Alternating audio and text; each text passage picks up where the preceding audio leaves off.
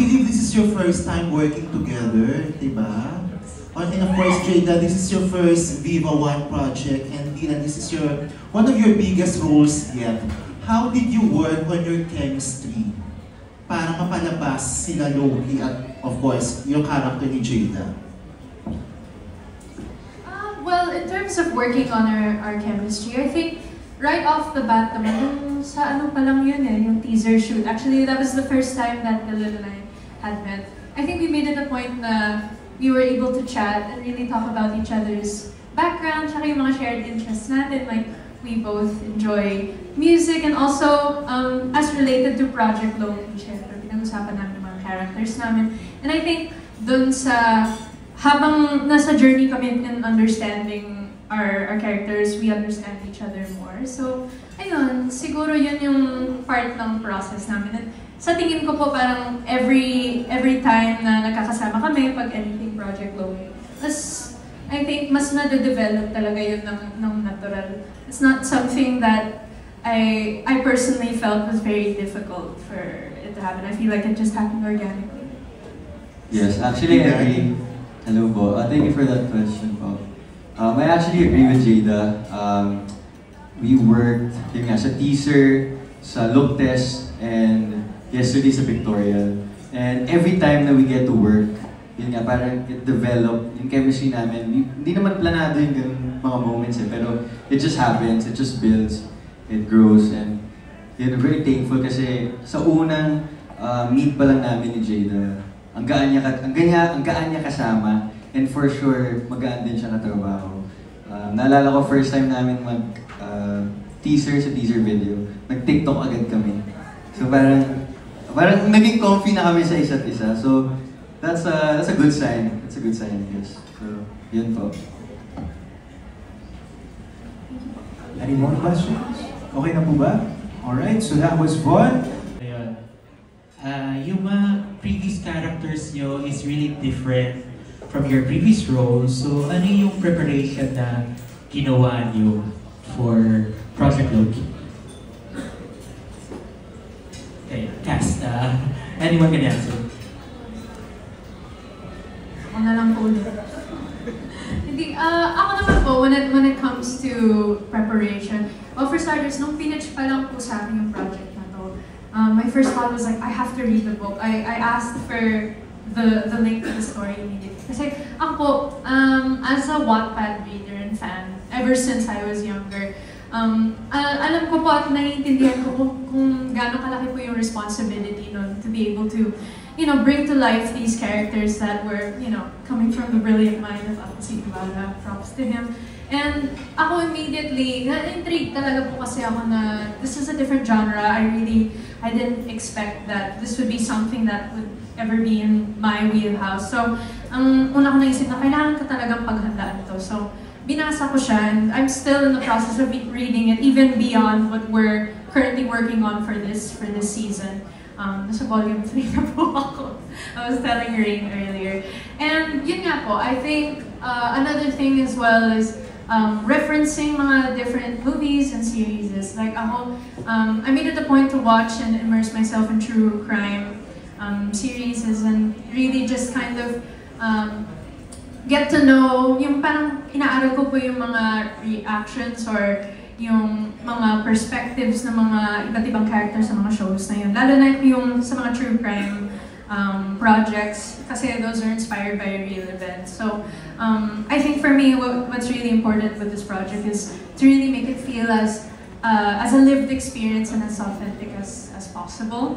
Kasi I understand that as a reader, even though that these characters are fictional, they feel real for readers. And I think for me, that's what I wanted to do for Lorelai. So, ayun, pinag-aralan ko lang siya. To this day, I feel like I still am getting to know Lori day by day. Ang dami kong mga bagong discoveries sa kanya. And I think also, I also wanna give a shout out to Rain, si Ibarra, na he really is also one message away.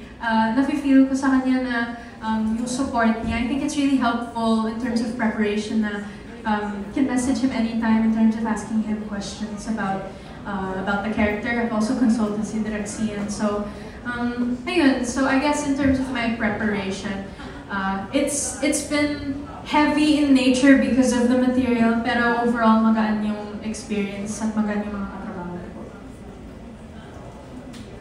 Thank you. Anyone? Sige, ako lang po.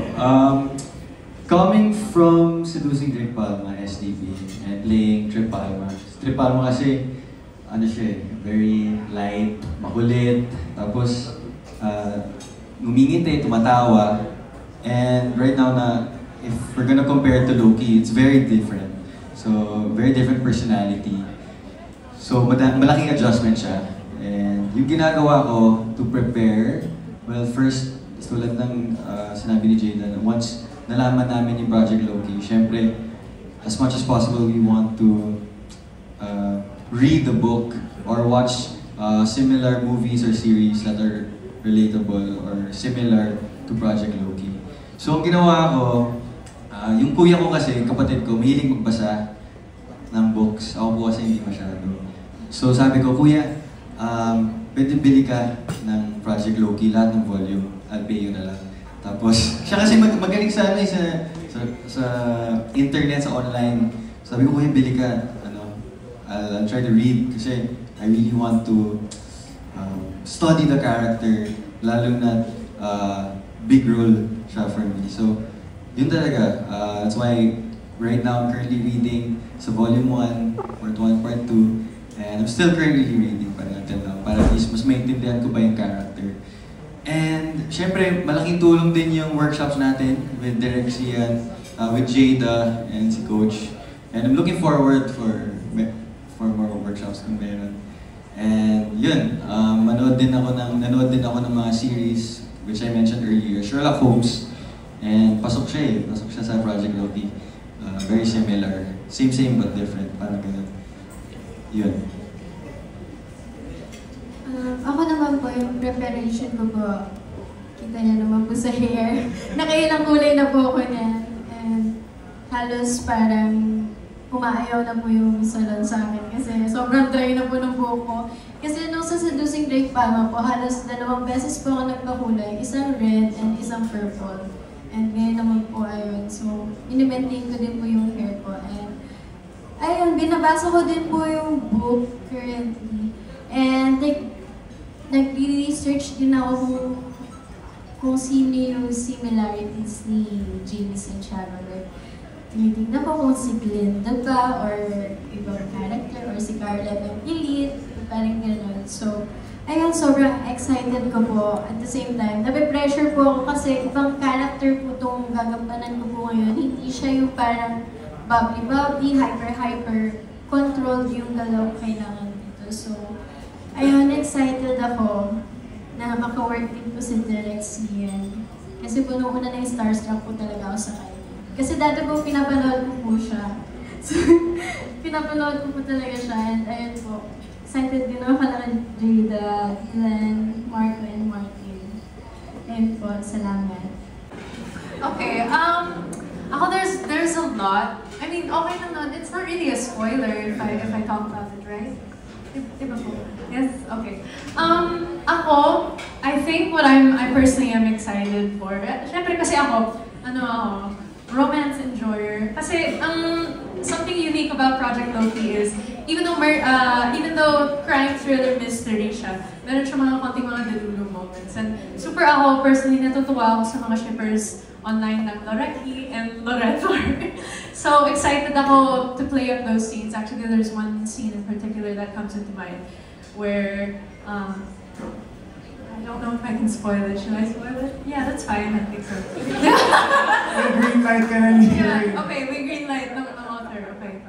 Ayan, so it's actually a scene between, it's actually the first time that we meet Alistair in person. And it's Laurie and Loki on the date. I mean, it's Alistair. So, ang cute kasi nung dynamic ng scene na yun.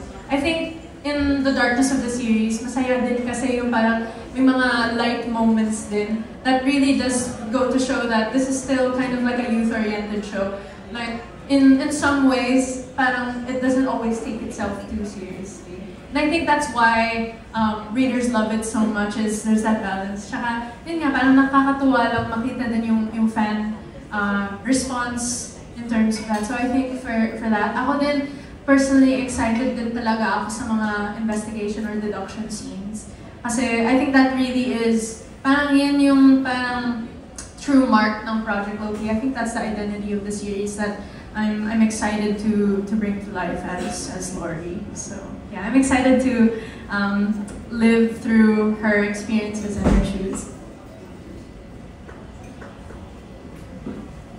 Yan, so ako naman. Ako favorite, madami kasing mga dami mga good scenes, investigation scenes.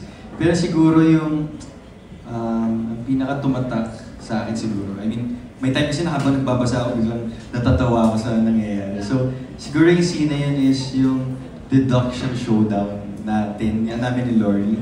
So parang, in a way, nagpapagalingan kami kung sino ba talaga, like, is it this guy or is it that guy? So ako, pipiliin ko to, tapos si Laurie pipiliin niya isa. So syempre, ako kasi, very confident ako na alam ko kung sino gumawa, di ba? Pero this time, surprisingly, she got it correctly.